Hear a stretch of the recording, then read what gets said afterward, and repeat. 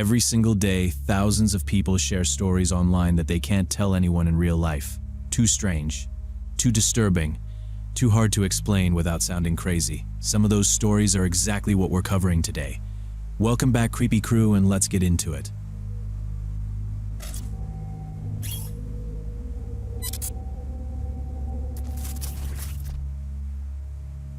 About 4 months ago, I finished a 12-hour shift in the ER around midnight, and my head was splitting. I'd been on my feet since before noon, short-staffed, dealing with angry families and one psych guy who tried to bite me. By the time I clocked out, the fluorescent lights felt like they were stabbing behind my eyes. I knew I had some ibuprofen somewhere at home, but that meant rummaging through junk drawers while my brain pounded. Stopping at the 24-hour pharmacy in the shopping center felt easier. Safer with security, cameras, not that lonely drugstore by my apartment. The parking lot was nearly empty, just a few cars and a janitor's cart near the grocery store. I parked under a light by the main entrance, locked my doors, and sat for a second with the engine off. When I finally stepped out, I saw him standing by the ATM to the left of the doors. Tall, dark hoodie up, hands in his pockets, except for the right one with a red scorpion tattoo on the back. His face was down toward his phone, but his head stayed slightly turned in my direction. My chest tightened for a second. I did what I always do when something feels off at work and mentally checked the scene. No one else outside except him, pharmacy lights bright, clerk at the register, security cart still in sight. Not exactly the middle of nowhere. I told myself I was just overloaded from 12 hours of dealing with drunk relatives and unstable patients, and a tall guy at an ATM wasn't automatically a threat. So I walked to the doors at a normal pace, grabbed a basket, and headed for the painkiller aisle. I found the bottle of ibuprofen fast and got in line. There was an elderly woman in front of me carefully dumping coins onto the counter, apologizing while the cashier counted them one by one. Normally I'd just zone out, but my nerves were buzzing, so I started scanning the aisles. That's when I saw the guy again in the cosmetics section, holding a lipstick like he was thinking about buying it. He wasn't looking at the display though. He was watching me in the mirrored panel behind the makeup. Our eyes met in the reflection, and he jerked his gaze away a second too late. That was enough. Instincts kicked. I slid my card across the counter the second the woman finished paying and snatched the receipt before the cashier could even offer a bag. I stuffed the ibuprofen into my hoodie pocket, walked straight out the doors, and forced myself not to look over toward cosmetics. My car was to the left, but my feet turned right, toward the Starbucks on the corner of the building. If he really was following me, I wanted to find out in a place with people and cameras and someone who could call for help. Going straight to my car felt stupid now. Starbucks was almost empty. Just a barista wiping the counter and 2 students half asleep over their laptops. I picked a table right by the front window where I could see my silver Honda and most of the parking lot. I ordered a small latte I didn't want, just to have a reason to sit there, and pretended to scroll through my phone. 5 long minutes passed before the pharmacy doors slid open, and he stepped outside. He wasn't carrying a bag, no receipt in his hand, just that phone and the same slow walk. He finally stopped beside my Honda. From my table I could see him lean toward the driver's window, checking if anyone was inside. Then he took the handle and gave it a quick pull. The car rocked and stayed locked. He didn't look embarrassed or surprised. He just stepped back, raised his phone, and snapped a picture of my license plate, flash popping in the dark. That was when I quit worrying about seeming dramatic and decided to act like this was real danger. I stood up, went to the counter, and told the barista to call security because man was following me and I panicked. Security showed up in their electric patrol cart about 2 minutes later. An older guy, maybe in his 50s, with a serious, tired face. He came inside first, talked quietly to the barista, then walked over to my table and asked if I was the one who'd asked for help. I said yes, and pointed through the window at the man who was now just standing near my car like he was waiting for someone. The guard followed my finger, squinted, and his whole posture shifted a little, more alert. He told me to stay inside, that he'd go talk to him and see what was going on. I watched through the glass as the guard drove the cart over and parked a few feet from my Honda. He stepped off and started talking to the guy, hands open and calm, like he was trying not to turn it into an argument. I couldn't hear the words, but I could read the body language. The man in the hoodie shrugged, then gestured back toward the building, like he was confused why anyone was upset. At one point, he pointed straight at my car, then at his phone, obviously trying to sell some story. The guard planted his feet, arms crossed now, nodding but not looking convinced. After a minute, the guard turned and pointed back toward the cafe where I was sitting. The man followed his gesture and looked directly at me through the window. Even from that distance, with glass between us, I felt that stare. No smile, no frown, nothing. Just locked on me like he was memorizing my face. Then he broke eye contact, turned, and walked quickly toward an old white Chevy Suburban at the far end of the lot that I hadn't noticed before. He got in on the driver's side and just sat there with the lights off while the guard came back toward the store. The guard walked inside and told me he'd asked the guy what he was doing by my car. He said the man claimed he thought it was his friend's vehicle, then changed the story and said he was just checking out the model because he was thinking of buying one. The guard said the whole thing felt off, but the guy hadn't actually broken in or touched me, and this was private property, so all he could do was tell him to leave the immediate area. He offered to escort me to my car so I didn't have to walk out alone. We went out together, him slightly ahead, scanning the lot. The Suburban was still there at the far end, engine now running. I unlocked my Honda, got in fast, and hit the lock button before the door was even fully shut. He waited while I started the engine, reminded me to go straight home and call the police non-emergency line if anything else happened. Then he gave a small nod, climbed back onto his cart, and drove off between the rows of cars. I pulled out of the parking lot, and as soon as I hit the main road, I called my roommate Lauren on speaker.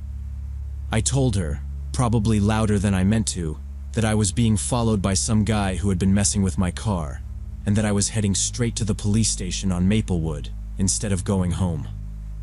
While I was talking, I checked my rearview mirror and saw the white Suburban pull out from the far exit of the lot and slide in behind me, staying about 3 cars back. My heart was hammering so hard I could hear it in my ears, and my hands were slick on the wheel. Lauren went from sleepy to fully awake in about 1 second.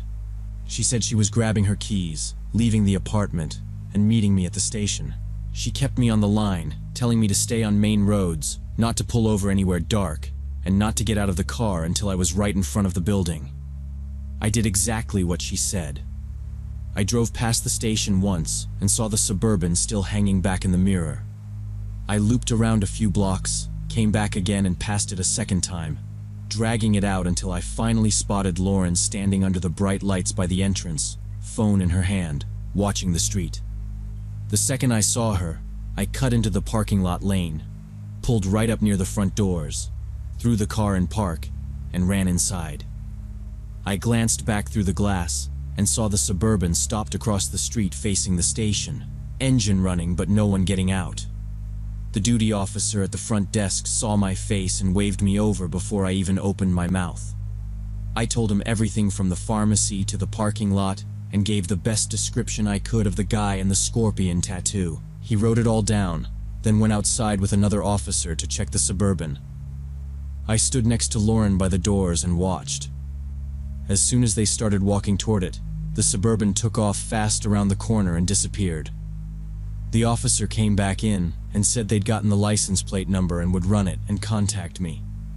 He told me to stay with someone I trusted that night and to call 911 immediately if I saw that vehicle again anywhere near my home or the hospital. I ended up crashing at Lauren's place with the deadbolt locked and her big dog sleeping outside the bedroom door. I barely slept, just lay there listening for engines that sounded like that Suburban. 3 days later, a detective called and said they'd identified the owner.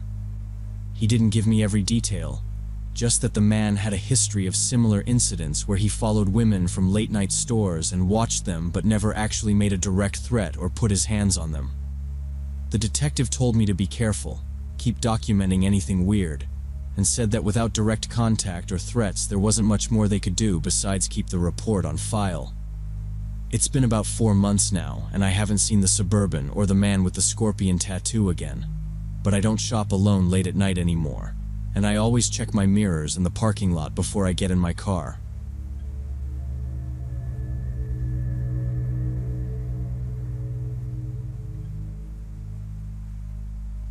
I remember the exact second my life turned into a nightmare.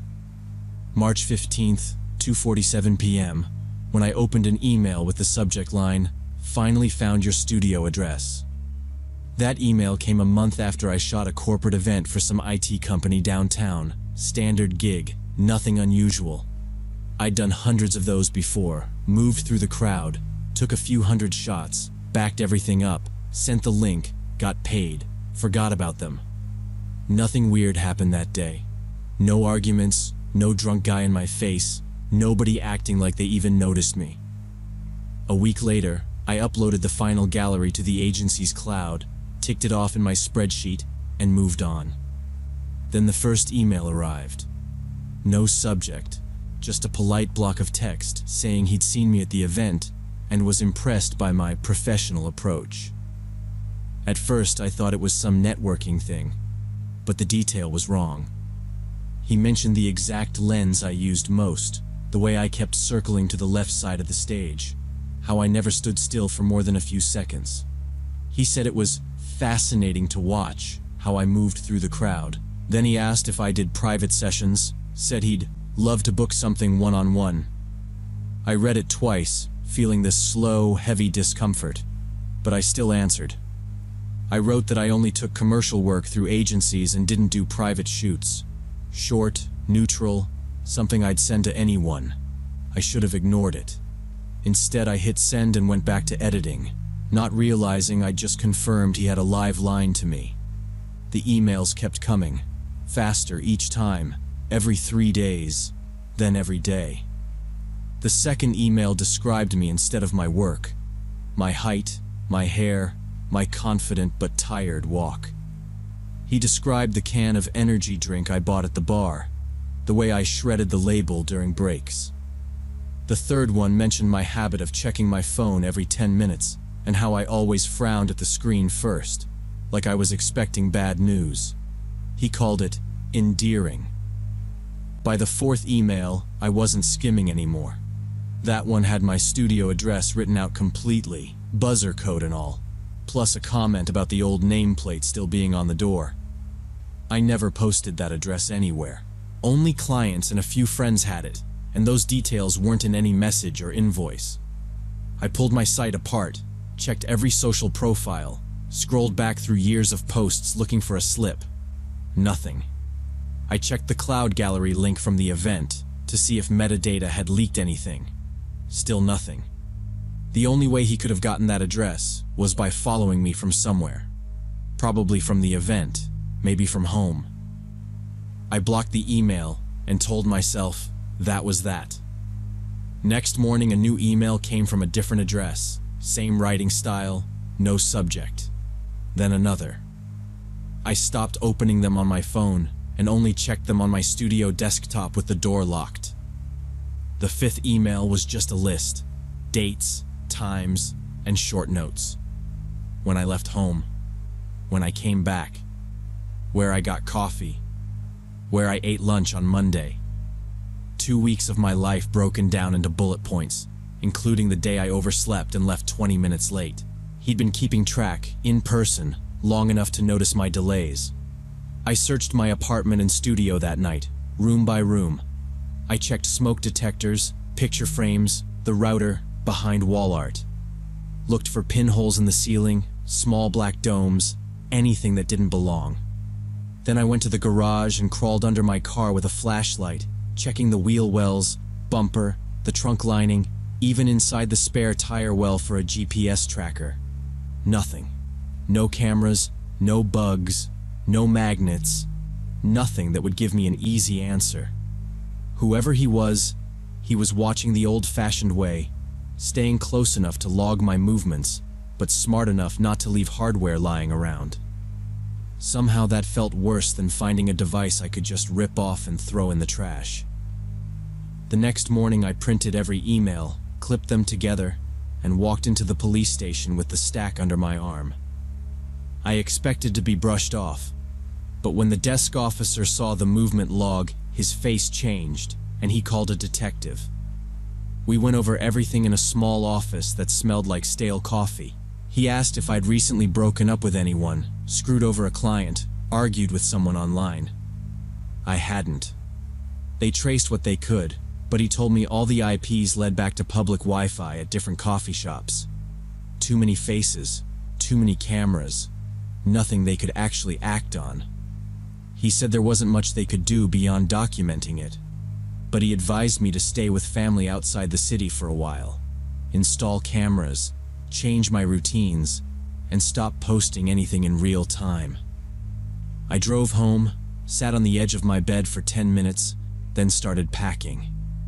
A duffel with clothes for a month, my main camera and one lens, a hard drive with active projects, laptop, chargers.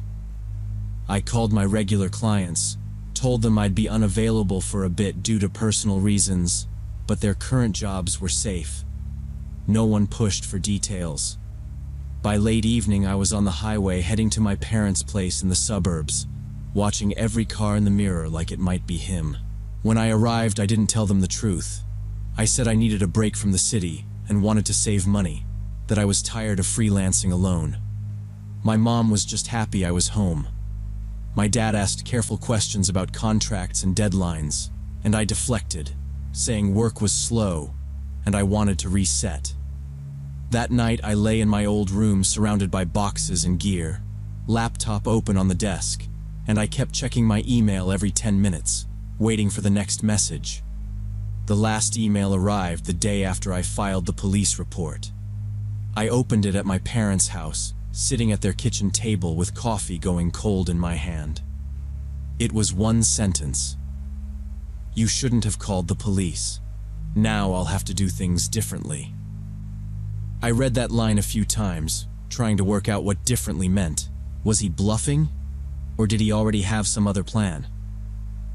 I checked the sender and the header, hoping for some mistake I could pass along, but it was just another throwaway address.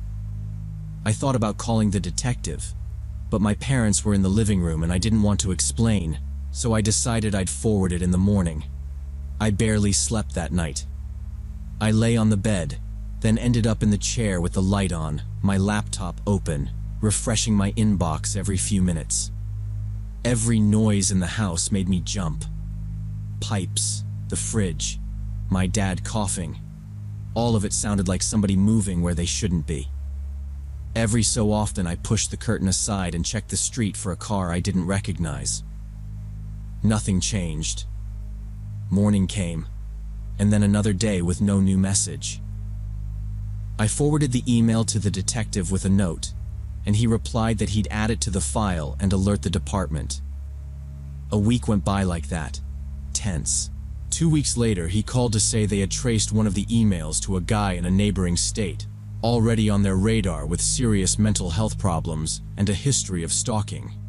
According to him, they'd picked the man up after an incident, and he was now under psychiatric observation with police supervision, which was to mean I could start breathing again.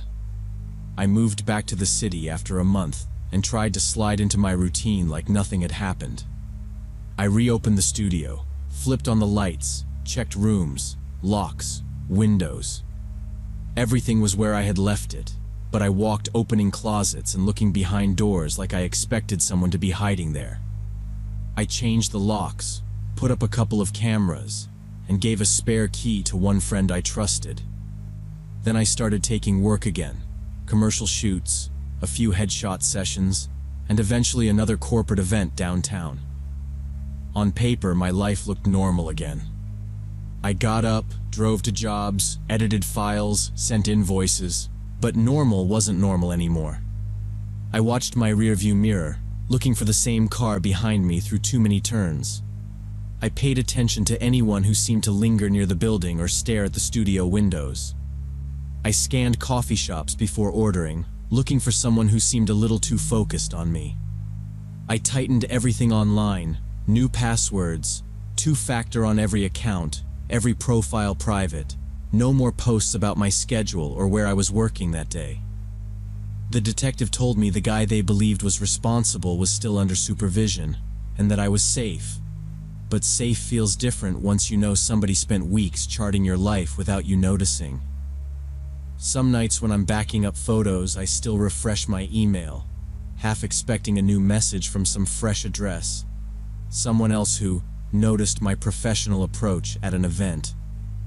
I keep shooting because this is the only thing I really know how to do, but there's a part of me that never stops waiting for the next person who decides I'm not a photographer. I'm a project.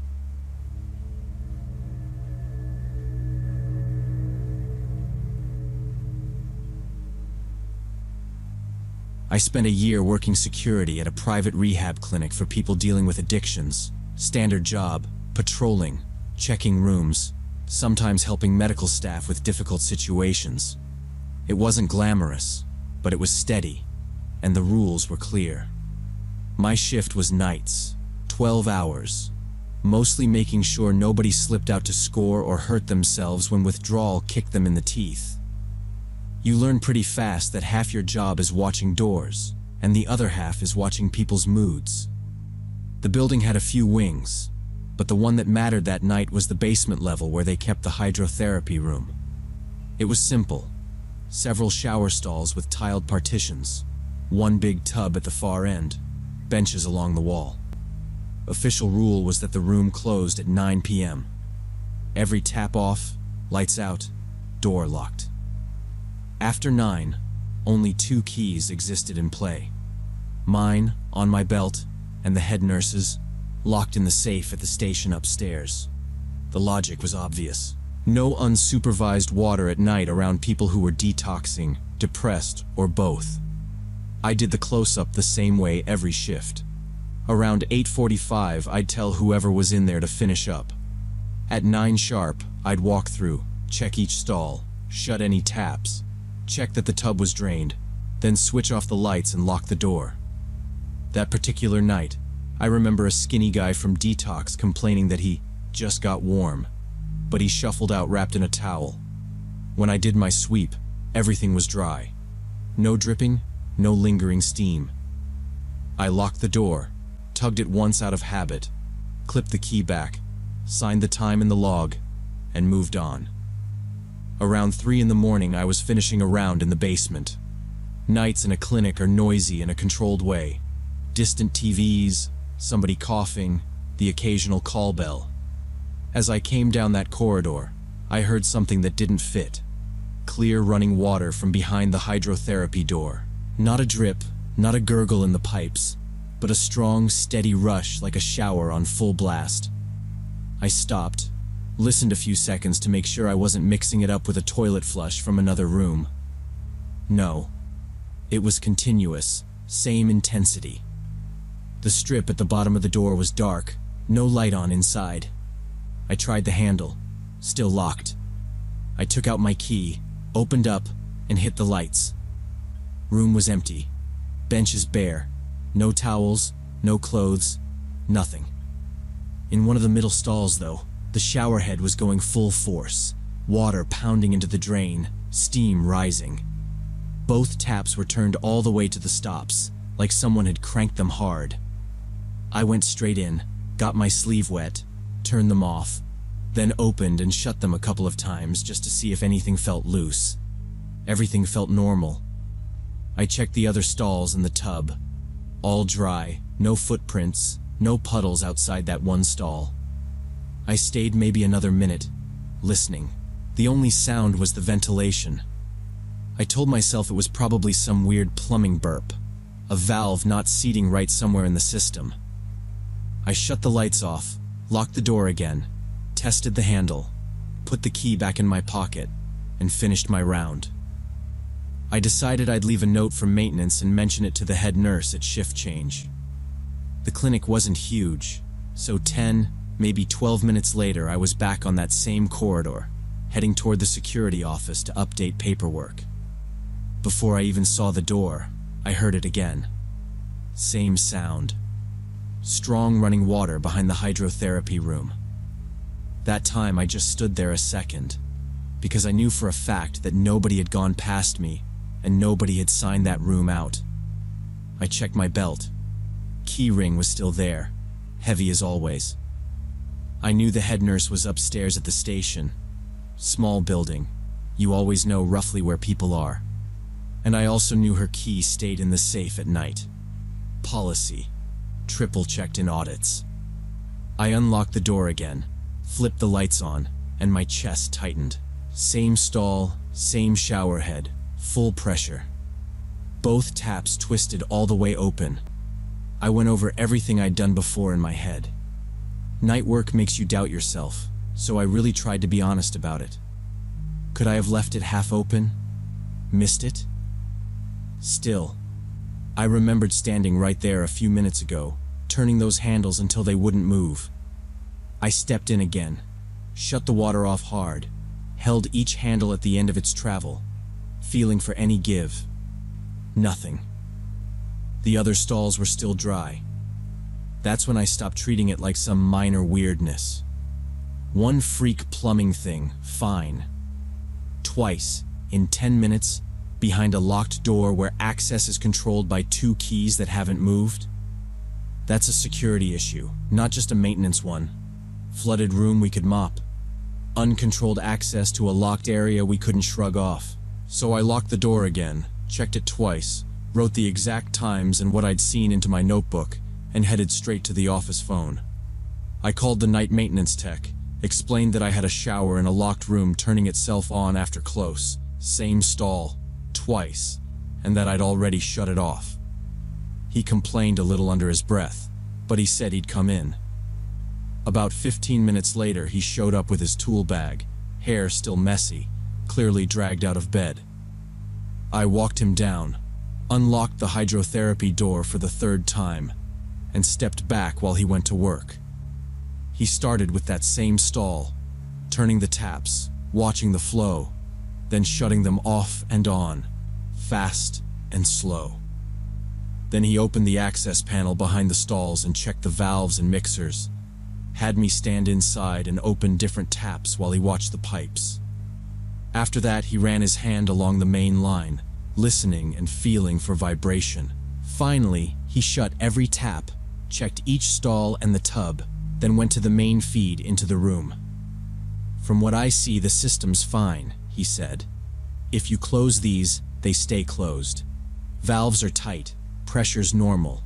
You might have had air in the line, but that doesn't just spin handles on its own. Not like you're saying." I asked him if there was any way those taps could open themselves from a pressure surge or something. He shook his head. Said the only way he could imagine was somebody physically touching them, and even then, it was too much of a coincidence that it'd be the same stall twice. Then he said to be safe, he'd shut off the water supply to the whole room from the main valve in the service basement, so even if something was sticking, nothing could actually come through until day shift. We left the room and went to the stairwell. I waited on the landing while he went down to the lower level. A few minutes later, he came back up a little out of breath, told me the hydrotherapy room was now dry from the building side, and that I should let the morning maintenance guys know he'd closed the valve. He handed me my key, grumbled about losing sleep, and headed out. I went back once more and checked the room, mostly for my own peace of mind. I tried the taps in that stall. They still turned, hit the stops, but nothing came out. I shut off the lights, locked the door, did my last rounds, and finished the shift without hearing that water again. After he left, the water never turned on again in that room at night while I worked there, at least not on its own. But a few hours later, on morning shift, one of the older nurses waited until we were alone by the coffee machine, gave me a long, tired look like she'd been expecting something like this, and then told me something I wish I hadn't heard. On that morning shift, the older nurse waited until the hallway was empty before she explained what she meant. She asked if I was the guard from Hydro, And when I said yes, she said there was a reason staff hated that room. She told me that 3 years earlier, before I ever worked there, a man in his 30s had almost killed himself in the big tub during a routine hydrotherapy session. Back then, she said, they treated it like a normal treatment room. One therapist, one patient, door closed, everyone trusting the paperwork that said the guy was stable enough. He had some back problems and anxiety, nothing special for that place, and he went into the tub just like any other day. She said the therapist stepped out when the hallway phone rang, told the patient he would be right outside, and was gone less than a minute. When he came back, the man had slid under and stopped moving. They pulled him out, did CPR on the floor, called an ambulance, somehow got him back, and psych transferred him as soon as he was stable. After that, the nurse said, the clinic rewrote every rule about that room. No more leaving anyone alone in water, no more solo sessions, and the door stayed open unless 2 staff were inside and watching. They made it clear during training that if you heard running water behind that door when no session was booked, you were supposed to treat it like an emergency until you knew what was going on. She said that was why she took what I told her so seriously. She had me repeat everything, every time, every check, who was on duty, where the keys were, just to make sure there was nothing simple we were missing.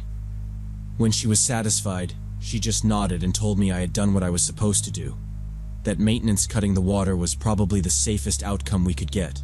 Then she said, if that room bothered me, I could take the long way around the basement as long as my rounds were still on schedule, and nobody would complain. I took that offer. It added a couple of minutes to the loop, but after hearing about the tub, I didn't feel like walking right past that door if I didn't have to. I still checked it like I was supposed to. Tried the handle, looked at the frame, wrote the times in my log, but unless I needed to unlock it for staff, I stayed in the other corridor. It wasn't about being scared of the place.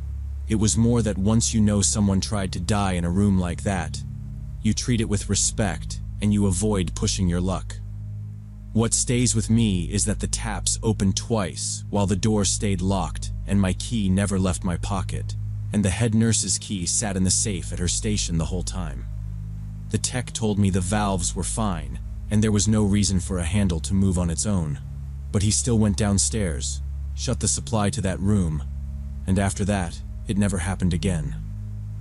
Sometimes on later shifts, I'd still stop outside that locked door for a second and listen, half expecting to hear water I knew shouldn't be running, but it stayed completely quiet every single time.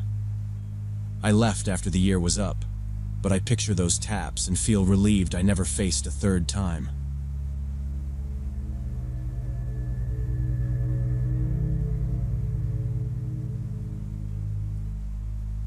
When the headlights of that silver Dodge appeared in my rearview mirror for the 3rd time, I knew for sure I was being followed. It was about 3 in the morning, and I was driving back to our logistics center through the industrial zone on the edge of Phoenix after an emergency run out to a driver. At that hour, the place is dead, just locked warehouses, empty loading docks, and a few streetlights. No other cars at all, just me and that SUV. At first, I told myself I was just tired and jumpy from too much gas station coffee. Then I started watching the way they moved. They would rush up until their grill filled my mirror, sit on my bumper, then drop way back, then come charging up again. No attempt to pass, no steady speed, just this weird, pulsing distance that did not make sense.